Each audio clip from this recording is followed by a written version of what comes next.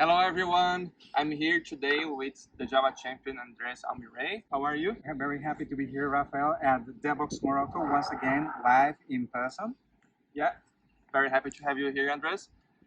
And would like to make you some questions regarding career of software developers so that they can get better. So my first question to you, Andres, is regarding what technologies should developers learn nowadays? Because there's so many things nowadays, so many shiny toys. What should they focus on? Well, surprisingly, after so many years working in the industry, I will say that the best skill that a developer can get is communication, human skills. Because as you mentioned, we have so many different technologies. Should I go with Java or is it Python, JavaScript, AI, all those different things? Yes, perhaps. Some of them will let you discover new worlds, new things to do. Some of them will give you plenty of fields in your career.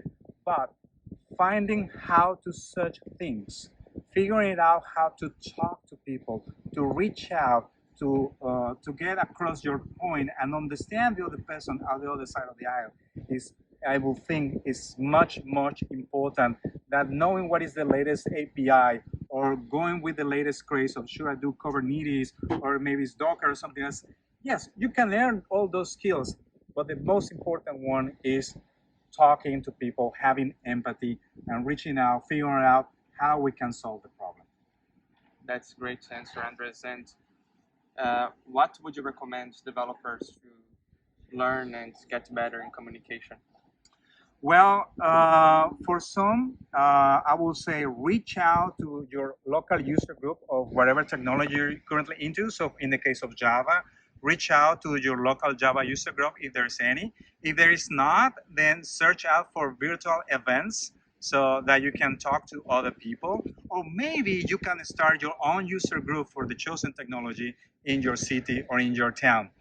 Uh, Definitely try to go into events. If the company that you work for hosts internal events, that's a good way to also get started. If you are a student, find other opportunities where other people like-minded like yourself will come together or form a study group. And perhaps, if you like, also participate actively at a conference, become a speaker, become a crew member. That's how you get started with your networking, and that will certainly make a lot of positive changes. And the last bit that I can say, once you are into developing software, give it a try to open source. We are here in Morocco. I'm Mexican and I live in Switzerland. And we're currently here in Morocco. The only reason why I'm here is because of open source. It has led me to find many different opportunities.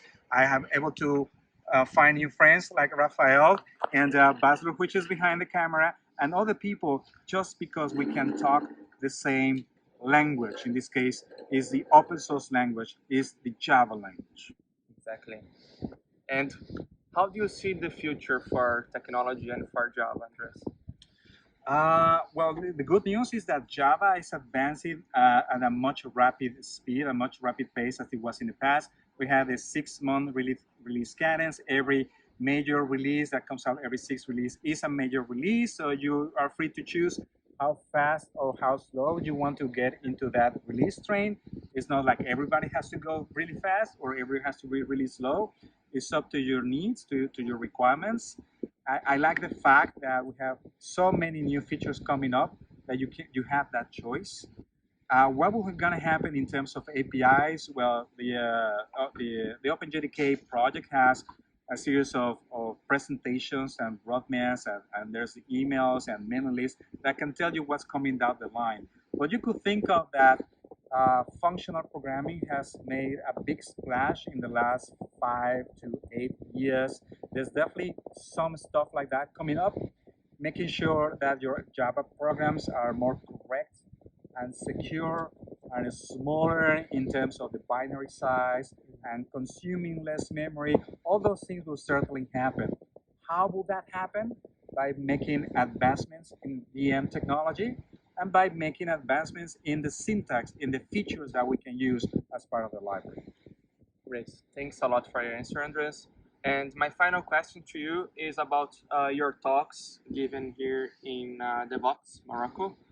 And I'd like to ask you how are your talks? I attended the one from Maven Puzzlers. It's amazing. I really liked it.